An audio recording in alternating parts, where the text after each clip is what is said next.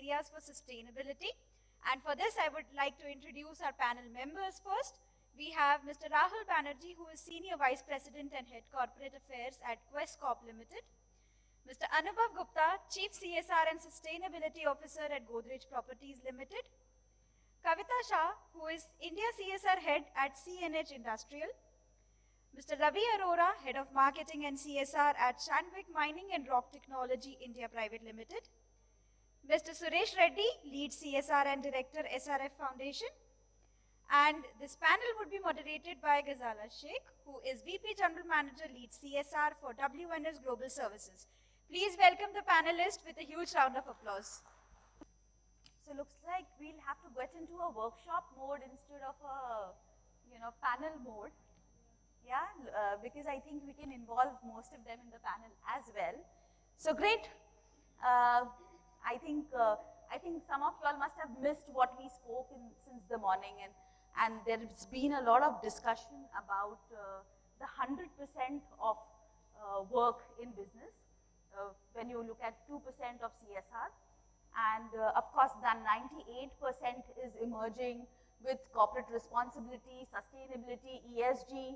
We've got various definitions, but I think what this panel is going to do is talk about the entire gamut of being responsible. Responsible for all activities, responsible for all actions. That means responsibility for employees, responsibility for products, everything that is inputted and outputted from supply chain to end. Diversity, inclusion, everything included, and that's essentially what's emerging. And that's emerging, like I was sharing, with the NGO partners as well, that why it's important to look at the complete corporate, because no longer you all are going to be playing a part in the 2%. Slowly, the 2% is also going to go into the 98% and rather 100%. So the expectations from the NGO sector is also going to be about adding value to the overall business and how do we serve each other as partners.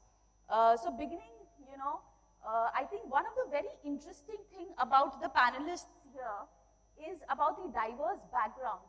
So you have Rahul, who comes from the corporate affairs background. You've got Anubhav, who is an architect and designer. And you've got Suresh from the social development sector. You've got Kavita from the social development sector. And you've got Ravi, who is an engineer. So we have great case studies about how they are working out different value propositions for their organizations. To begin with, the first question is to Rahul. Rahul, how does CSR contribute to the success of a business? Hi, thanks, Gazala. I think first, like to say that the concept of CSR has been changed. If you see last 10 years, obviously the notion of CSR has been developed. But I personally feel the term called corporate social responsibility has been changed into the corporate strategy for the existence. So it's not now an corporate, an entity is doing certain things for their surroundings, for their environment and all. I personally feel that whatever they need to do, it is for their own sustainability, for their own existence. To support that, I was just going through some of the research, and two very interesting analyses has come out. One is the New York University, the Stern Center for Sustainable Business. They have seen that from 2013 to 2018, the CPG growth, the packaged product, the sustainable product growth, it's almost 5.6 times larger than the conventional product. Also, they almost carries now 17% of their market share in the US. Similarly, Capgemini, just after the COVID, the second phase, they have also done a research and very interesting findings. They have found that the 57% of the age group from 18 to 24, they have switched towards the most sustainable products. Even the 72% of the consumers of the age group of 25 to 35, they feel happy the purchasing the sustainable product. And 67% consumer, they say that they are much more cautious now, the impact on the environment and the society by any product. So what I want to say that If your process is sustainable, if you are going through a sustainable process, the ultimate product will be sustainable. And it is not because it's a responsibility towards the environment, it's a responsibility for your own business growth. I'll give you an example, of my own organization called Quest Corp. Quest is around, I think, 12 years old company. Before we started our foundation, which is Carework Foundation, we almost deal with around 500,000 associates as the second largest employer in the country.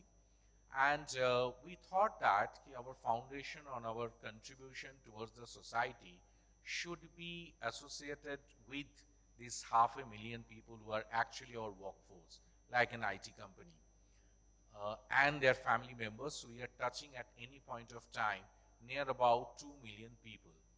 And we have discovered there are two certain areas which are actually related to their lifestyle, their existence.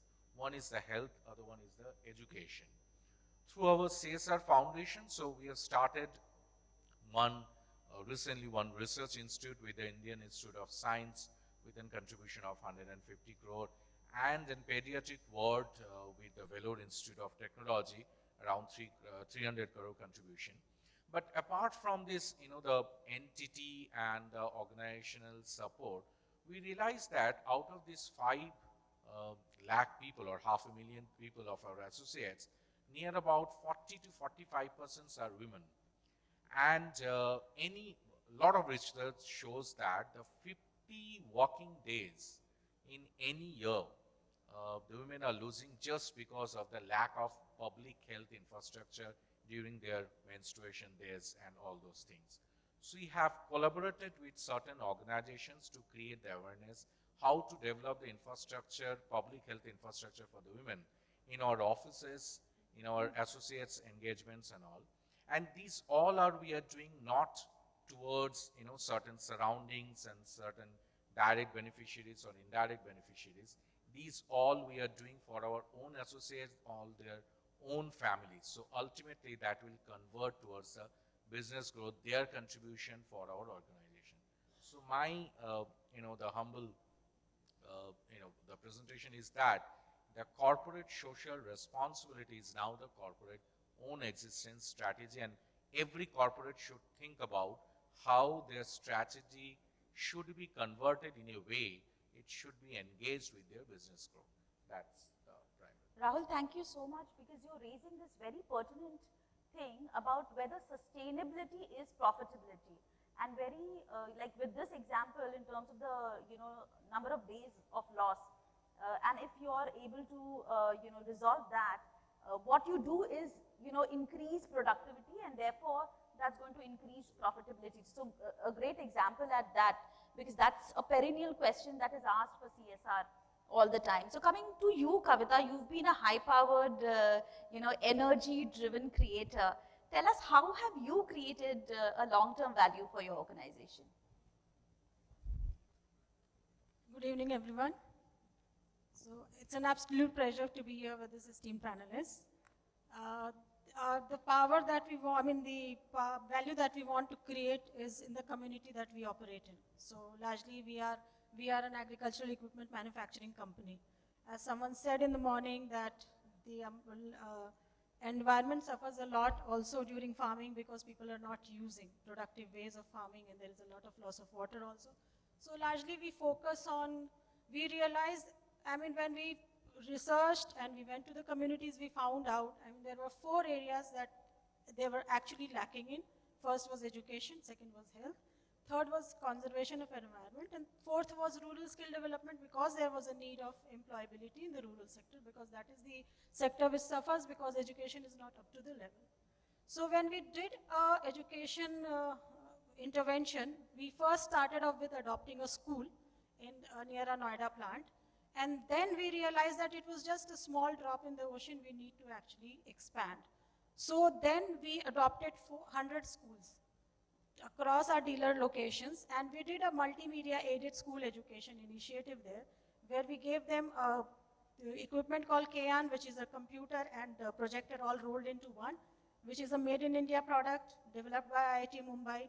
Beautiful device, it is mobile, it can be taken into any room, it can project on a wall, it does not need a special screen. So we all know government schools do not have that kind of infrastructure which can have a dedicated IT room. And it can also be locked away, so that takes away the question of theft also, because security is not so good. We realized, why do students in school drop out in the rural areas? That is because the quality of teaching is not good, teachers are not up to mark. When you have a multimedia aided content, it is largely focused, and it remains the same, whether you play it 12 times, whether you play it 10 times, and it acts as a teacher's aid. So when we did this intervention, we realized that students actually started coming to school more. Their attendance has increased, and we have been able to impact 50,000 students. And we have created 700 tech proficient teachers. That is a simple plug and play device. So it is impacting education, and the objective and scope was, we had this hope when we talk about sustainability, that when the students continue in their studies, they pass out, maybe they will go to colleges, maybe agricultural colleges, they get into good jobs, the money that they earn will again come back to rural economy, which means the parents will be able, or they will be able to invest into more into agricultural equipments, raising the productivity. So that was also one concept. Second one was, when I went to the rural, near our plant, so you will find very big buildings there, because people have sold off their lands and come into big money. But largely, you will find that they remain uneducated. The women and children of the family do not have equal access to healthcare facilities, so we decided to run an ambulance service for them. And the children and women remain the major beneficiaries of that project. And we have treated about 80,000 people till now. And when I go and meet the women, they are very thankful, because they say that despite having money, the access to healthcare for them is limited. So we have specialized programs for them also. We have special health camps, then we do awareness sessions on menstruation and other stuff. So that is also a good project that we do. And then I'll take up, then the rural skill development, I said it has a natural collaboration with our education effort, because we wanted to create employability skills. So we have trained people as tractor operators, and then also for the maintenance and maintenance of the tractors. And then we have also opened up a skill school in our Pithampur plant, and we are training rural youth as backhoe loader operators, because there is a huge gap in the skilled operators that is available for the infrastructure industry. Then coming back to the fourth pillar that we have, which is conservation of environment, and that is the most major project that we are doing. So we all know, all of us living in Delhi, we suffer through October till December, when rice harvesting is going on, because the stubble is burnt, and then more than us, the people in the villages who are burning those fields are also suffering. So we took up our first project in 2017, when we adopted Kallar Majri in association with Department of Agriculture of Punjab. And we donated the equipment, that is a tractor, baler, mulcher and rake, to the village. It is in their ownership. In the first year, we had faced a lot of constraints. I had to go and meet the villagers about 7 to 8 times. And it was a tough time convincing them. And for them, the easiest thing was putting a matchstick to the farm, saying that mera to problem solve ho jata hai, why should I get into baling? And we said it is a no, you don't have to invest anything into it. We will come, we will bale your plant. There is a baler, that the device we have, which we run, we attach it to our tractor, and when the straw is standing in the field, it can be taken in by the baler and it is baled. The stubble is baled and it can be sold off to power plants. So we are saying, the stubble that you consider to be waste is actually best. And parali is stubble. So the tagline is parali se sona. You can earn, you can earn in gold, or maybe this stubble is gold for you, because it is an alternate revenue generation scheme for you. So we had a tough time when we started implementing in the first year. We had to put in an operator at our expense. The operator did the baling, and he was able to sell it off to power plants. When the villagers saw that there was a revenue generation opportunities, the next year they themselves came to us and said, please train us, because we want to take ownership of this equipment and we will implement this across our villages. 2018, The village Kallar Majri was mentioned by Prime Minister in his Man Ki Baat, saying that that was the only village in India which remained smoke-free. And it was a matter of pride and happiness for us. Taking off from there, when the other villages saw that these people were gaining a lot of recognition and always doing good work because they were like determined that they're not going to even burn an inch of their land, they came and started requesting those villages to run those balers there also. So now we have branched out to about 14 locations, and taking off from there, building off from there, for the past 3 years, we have also associated with IARI for a research and development project for straw management, where we are trying to come up with a business solution, and straw can be dispensed off, it's ex situ, in situ, and then also as animal feed. So we are doing it at KVK Ambala in association with IRI, and that's a good project that we do. So the theme of the morning has been all across from other corporates that collaboration is the way forward, collaboration is the future. So we need more hands to take this up, because now it is starting as a menace across all regions. Earlier it was just limited to Punjab and Haryana. And now it is like going all across, so we would be happy if more corporates can come forward and maybe take it as their CSR project to create awareness, or also, to conserve the environment, because the soil gets damaged when it is burned. The atmosphere, as we know, full of noxious gases. And there is a lot of loss happening. The bale can be used, as we know, for the power plant, pellet making, even for housing, and there are other beneficial uses also. And in conservation of environment, we have also adopted plants across our ponds across our plants, and there was just pools of filth filled with weeds. Yes. We have cleaned them up, and they are now beautiful ponds with these birds coming in. Birds coming in and canoodling there, and it's a good site. We've just done a plantation. We are doing a Miyawaki forestation in Pithampur that is coming up across very nicely. The government is very happy. That is the kind of intervention actually which gives us a lot of happiness, Right. because we are giving back to the society that we are taking from. Absolutely. So Kavita, I think, I'm kind of re-emphasizing that when we have the field cutting and the field burning, and all of us who keep complaining about, what can we do to ensure that our lungs are well, and, we do well in terms of environment and air pollution.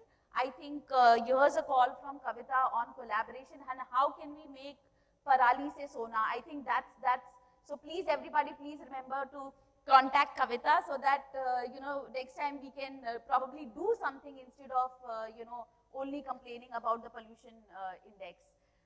So coming on, thank you Kavita so much. I just wanted to mention one incident. There was a youth who had returned from Australia. He invested in our machine, and then he was able to earn 1.5 CR from baling and selling it off to power plants. Oh, that is, fantastic. that is a village called Pech in Haryana. So that is the example that we give, an example of entrepreneurship and also of conservation of environment through entrepreneurship, and he earned out of it. He would have hardly invested 30 lakhs, because the baler comes in the range of 12 to 18 lakhs, and then you buy a tractor and a rake, and then you earn 1.5 crores out of it. So here you have another idea for a rural entrepreneurial setup. So Kavita, thank you so much for these pertinent examples. So when Kavita spoke about how they are creating long-term value, for her organization through CSR, and we've also seen the emerging trend and the word called ESG, while it has always been there in the form of corporate responsibility, but now the push is from the investor. And when you have the key stakeholder being interested to know how well you are doing on all the parameters, there are different sets of challenges. So you might find some investors who are, who are aware and would like to invest in this space of ESG. But I'm sure there are quite many challenges. Anubhav, if you could give some examples in your work at Godrej to explain us more about the challenges that could be faced by the investors and by professionals like you who are working on ESG. Sure, thanks Gazala, and good evening. So I'm going to quickly pick up where Rahul left off actually. I agree, sustainability is not optional. It is now something that you need for your existence. If we don't do it right, I think we are headed in a really bad direction. Also, it's one of those things that I think investors have realized. climate change is real. So if you're going to put in money into a business or any enterprise, and there are clear risks in whether it's environmental, social, or from a governance point of view, they know very clearly that they're not going to see their return on investment, right? And hence the ESG framework comes in, where it's a performance, it's a disclosure and performance criteria, where you essentially report on things under these 3 parameters. And there are several ratings agencies which rate your company in the sector that you're in. So it's well accepted overseas and in developed markets. It's gaining ground in India, and call it what you will, whether it's the right reasons of adopting ESG or the ones where the investors are asking the questions to say that we will only invest in you if you perform in this way. Indian companies are now adopting this. There are several challenges with the way things are. The Western models are not necessarily completely applicable in India. We are different in our development curve. Also, each industry is different, each framework is different, and these ratings agencies are all different. So there is no consistency in this. Just jumping into a little bit in what Godrej does, we've been keen on sustainability for the longest time. Since our birth, during the independence times. And the way it works for us is sustainability is the large umbrella. We have 2 programs called the Good and Green programs. The Green program is essentially about everything that we do must and should be sustainable and green in terms of the products, our processes, and partnerships, and so on and so forth. So that pertains a lot to what we do. On the good side, we again work internally and externally. And on the external side, that's where our CSR program dovetails in, and we do a lot of work on, in the industries that we are present, upskilling and things like that. We have dovetailed both the Good and Green programs with our ESG performance in how we assess ourselves for our impact on the environment, social impact, and our governance. So just to give you some examples on the environment side, I mean, I work in the properties business, and just putting climate change in perspective, the industry is responsible for almost 40% of greenhouse gas emissions. And on the green side, we have 3 large goals at the group level, and this is the same for our properties business. We want to be carbon neutral, we want to be water positive, and we want to minimize waste to landfill. And that's how we will make our products. So you can imagine in properties that's not always easy. So a lot of this is about optimization of our own footprint and also some work on the offsets side of things, right? So again, some examples on the environment side, we make green buildings. Those of you who know, so you have these ratings for buildings. And we are quite conscientious about not only getting those certifications, but making sure they are maintained in a certain way and the performance is happening, and we disclose and report on that. Also on the environment side, from an offset standpoint, and some of our CSR work comes into play there, we did a watershed project in rural Maharashtra, which has been very successful with NABARD, where we were able to do a lot of good, both on the carbon side as well as on the water side. We've done a pilot project on the stubble burning, which has been successful in Punjab. On the social side, we realized that as developers, we were paying what we call cess to the government, which was for migrant workers, the labor that comes and works on sites. But we found that most of that money is not utilized. And the reason it's not utilized is, and the government's done a great job in making those entitlements, but it's not being used because these workers are, in most cases, off-season farmers, not literate enough.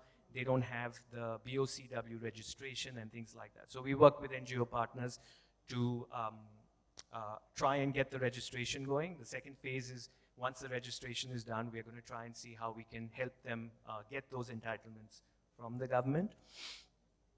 On the governance side, I think a lot of this ended up being first getting the right data. How do we do our own governance? How do we report? And you know, now the government is mandating, first it was IR and now it's BRSR in terms of disclosures. So we put in all these data collection mechanisms so that transparently good, clean data is reported. And whether it's how we use our water, electricity, things like that on our sites in every project, what it is that we are doing to minimize, say, waste to landfill and things like that. We've set up environment management systems, we've set up risk committees, and we just did our first integrated report, and we are going to be doing our BRSR in the next year.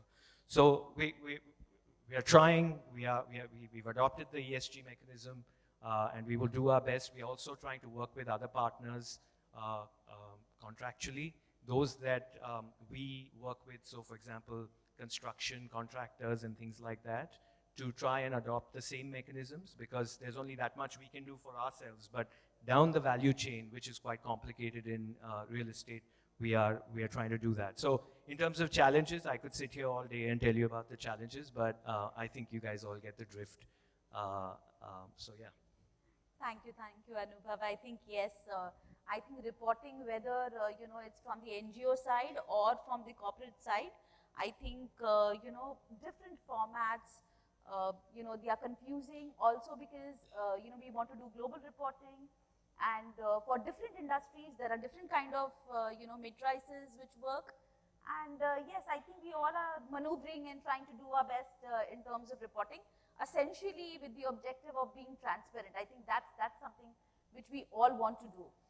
Coming to Ravi, and in a very special way, because he's an engineer, and one of the first things that clicked with him was he said people first. So an engineer saying people first and not machine first is very exciting. So Ravi, why don't you tell us a little more about ideas that have the greatest impact on your business and have been worth the investment? Thanks, Gazala, for this question, and good evening, everyone. Well, I did hear some of the presenters earlier, and then when Ketan, he was talking about skill development, and then of course there was a discussion between demand and need. So I think when we look at from the corporate perspective, the ideas which would probably, from my point of view, would have a lasting impact, not only on the businesses, but on the communities as well. And that's what I think is very important is, people did talk about the innovation. So the innovation is actually, you actually have an idea which is not only aligned to the business objective of your organization, but at the same time, creating a positive impact on the community. And that's what the need of the hour is. So we are not looking at something which is like a demand. In fact, if you want to create a positive impact on the community, look at something which is the need of the hour. That's how you can really create a positive impact. I mean, I'll give you an example. I represent Sandvik, which is a mining and construction equipment and technology company. Well, I think everybody would agree with me that the way the transformation is happening in every field, I mean, we're talking about, electric vehicles now on road, so the same way, major transformation is happening in the mining sector as well. We are not the miners, but we are actually the technology and solution provider. So, it's a high technology engineering group which is working, in the technology space for, providing our miners the technologies which probably the other sectors have already have. So we're working on technologies on automation, we are working on the technologies on IoT, we are working on technologies on remote, teleremote operation, data analytics, predictive analysis, So keeping on all these things in mind, what we have done is, I'll give you an example, what we have recently done in one of the projects wherein we actually got an association with IIT ISM. So IIT ISM is Indian School of Mines, is one of the, I think, best premium institute actually in the country, and who's producing mining engineering students. So what we have done is we have tied up with them. They have a mandate from the government of India to set up a technology innovation hub. So we've been fortunate that we got an opportunity, and what we have done is we have set up a SMAC, Sandvik Mine Automation Learning Center. So I'm happy to share, probably if I'm correct, none of the corporate in the mining sector at least would have such kind of facility.